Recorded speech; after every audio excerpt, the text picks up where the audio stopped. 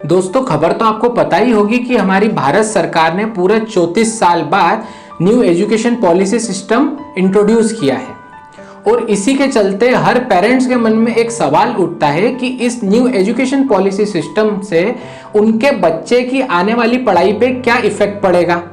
तो हम इस वीडियो में आज ये जानने की कोशिश करेंगे कि आखिर में भारत सरकार ने न्यू एजुकेशन पॉलिसी में क्या क्या बदलाव किए हैं और क्या क्या उसके मेन पॉइंट्स हैं।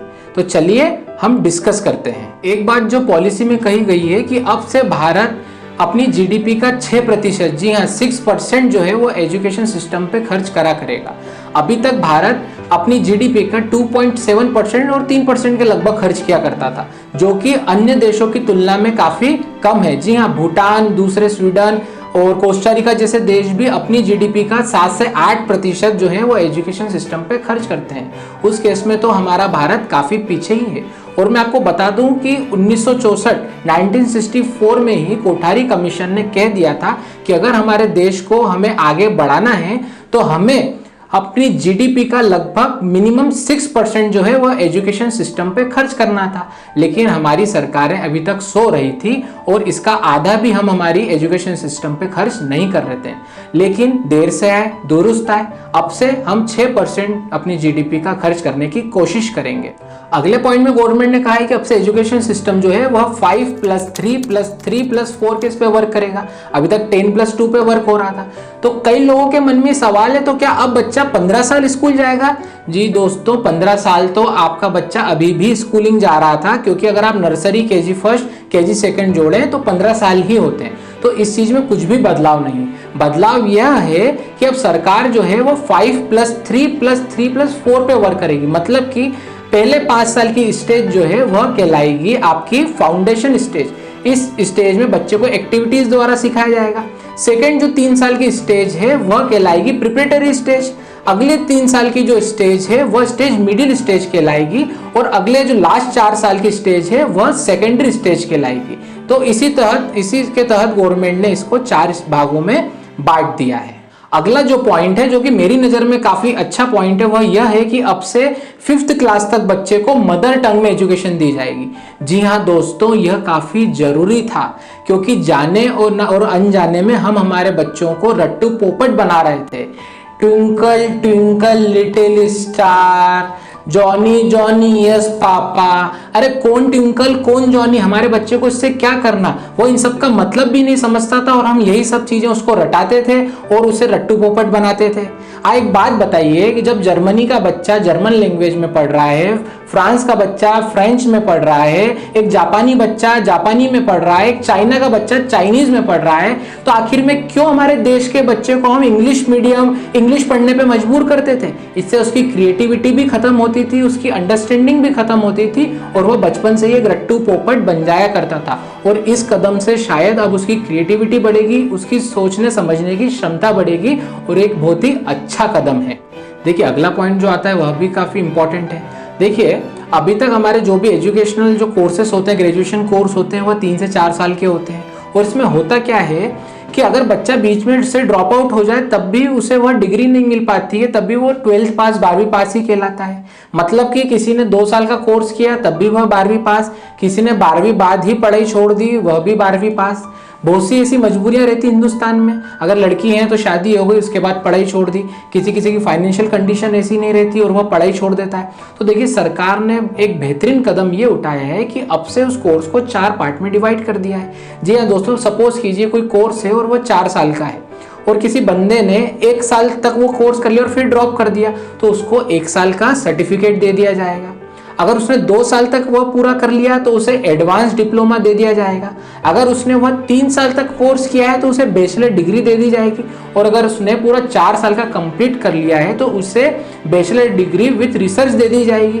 तो इस केस में 4 लेवल में भी उसका कोर्स बढ़ गया है और प्लस वह 12वीं पास नहीं कहलाएगा। हर स्टेज का उसके पास कोई डिग्री, डिप्लोमा या सर्टिफिकेट जरूर होगा। अदर इंपॉर्टेंट कुछ पॉइंट्स की बात करें, डिस्कशन करें, तो उसमें से एक है कि अब से बच्चे को 6th क्लास से ही कोडिंग और प्रोग्रामिंग सिखाया जाएगा। जी हाँ दोस्तों, इससे हमारे जो आईआईटी क्षेत्र है, जो आईआईटी सेक्टर है, इसमें काफी बढ़ावा मिलेगा। हो सकता है गूगल जैसी बड़ी कंपनी अब हमारा भारतीय बच्चा भारत में ही ओपन कर ले और उसे नौकरी के लिए बाहर ना जाना पड़े।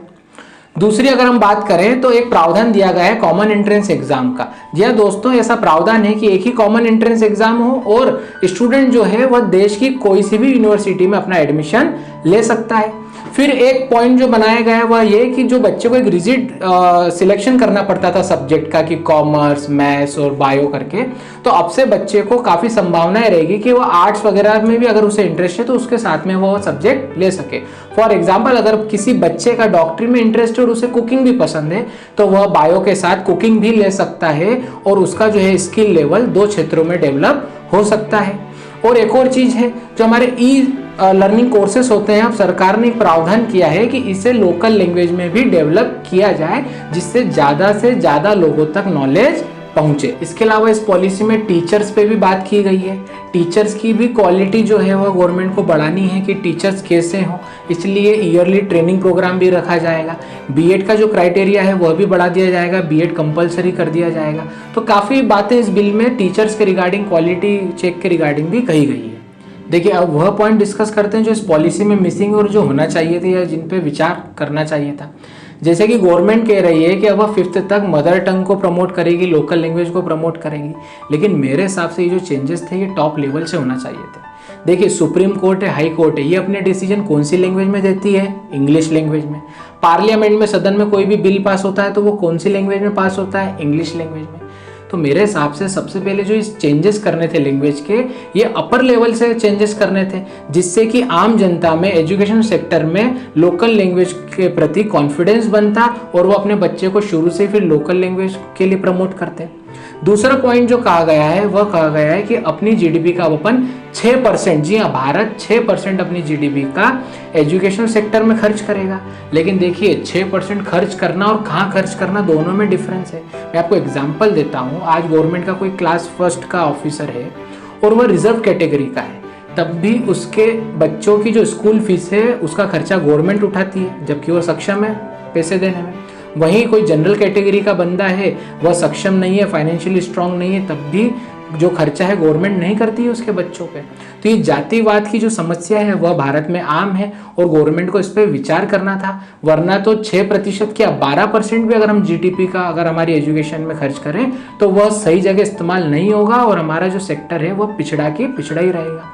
तीसरी एक जो सबसे अहम बात है कि सिलेबस के बारे में जो अपडेशन है वो अभी भी कोई डिस्कस नहीं किया गया है। देखिए, सभी जानते हैं कि हमारा जो एजुकेशन का सिलेबस है वह अंग्रेजों द्वारा बनाया गया है और अंग्रेजों ने जो डिज़ाइन किया है हमारा एजुकेशन सिलेबस, वह इस टाइप से डिज़ाइन किया गया है कि वह हमको नीचा दिखा सके या हम सिर्फ इतने ही काबिल बन सके कि किसी अंग्रेजी अफसर के यहाँ नौकरी कर सकते थे।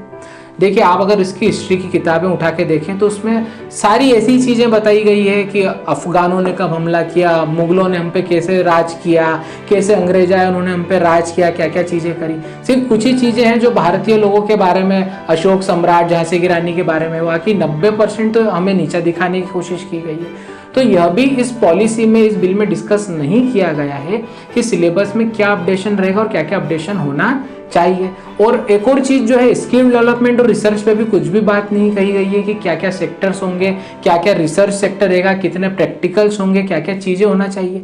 क्योंकि अभी भी जो है काफ़ी बड़ा हिस्सा जो है वो टीचर्स की सैलरी में ही चला जाता है। कोई भी डेवलपमेंट की, इंफ्रास्ट्रक्चर की, लेबोरेटरीज की बात ही नहीं करता, जो कि अभी भी मिसिंग है। हाँ, गवर्नमेंट ने इस पॉलिसी में कुछ बातें कही हैं कि हम लेबोरेटरीज बनाएंगे, म्यूजिक आर्ट्स को भी बढ़ावा देंगे, उसके भी सेक्टर होंगे, लेकिन अभी भी शायद काफ़ी कमियां रह गई है। देखिए, मेरी नज़र में तो ये जो न्यू एजुकेशन पॉलिसी है ये एजुकेशन सेक्टर में वरदान साबित होगी और काफ़ी पॉजिटिव चेंजेस लाएगी। सीबीएसई स्कूल जो है वह तो बाउंड है और वह सारे चेंजेस इसके अकॉर्डिंग कर देंगे, लेकिन स्टेट बोर्ड इसके लिए बाउंड नहीं है। लेकिन सारे स्टेट जो हैं वह इसमें से रिकमेंडेशन और चेंजेस लेके कुछ पॉजिटिव बदलाव ला देंगे, ऐसी संभावना जरूर है। तो जाते जाते 2 पंक्तियों द्वारा अपने शब्दों को विराम देना चाहूँगा। शिक्षा है नींव देश की, शिक्षा है नींव देश की, इसको आगे बढ़ाना थी हमारी मजबूरी ऐसी, ये सरकारों का बहाना था। इतिहास गवाह है वह देश हमेशा आगे बढ़ा है, इतिहास गवाह है वह देश हमेशा आगे बढ़ा है, जिस देश का बच्चा बच्चा शिक्षा हासिल कर अच्छे से पढ़ा है। तो दोस्तों, अगर आपको मेरा ये वीडियो पसंद आया है तो प्लीज़ लाइक कीजिए, शेयर कीजिए और कमेंट बॉक्स में अपनी राय जरूर लिखिए। जय हिंद, जय भारत।